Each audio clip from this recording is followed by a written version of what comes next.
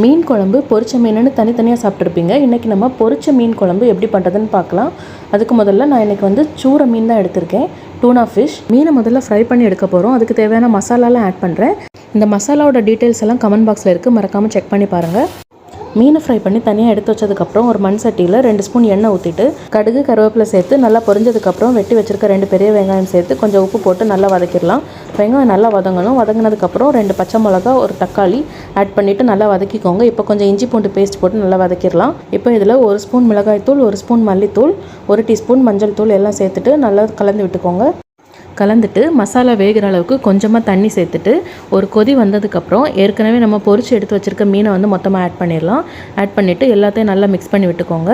இப்போ வந்து குழம்புக்கு எவ்வளோ தேவையோ அதுக்கு ஏற்ற மாதிரி தண்ணி ஊற்றி தேவையான அளவு உப்பு சேர்த்து நல்லா கலந்து விட்டுக்கோங்க. எல்லாத்தையும் கலந்து விட்டுட்டு ஒரு மூடி போட்டு 10லேருந்து 15 நிமிஷம் மீடியம் ஃப்ளேமில் வச்சு குக் பண்ணி எடுத்தோன்னா சூப்பரான